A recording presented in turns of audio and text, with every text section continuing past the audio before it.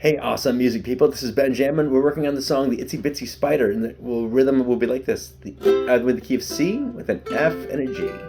The itsy bitsy spider went up the water spout. Down came the rain and washed the spider out. Out came the sun and dried up all the rain.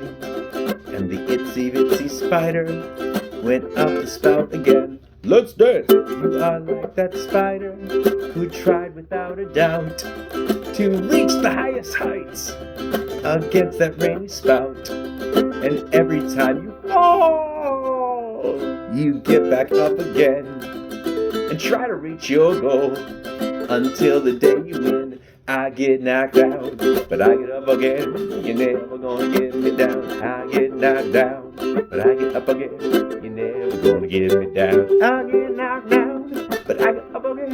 You're never gonna get me down. I get knocked down, but I get up again. You're never gonna get me down.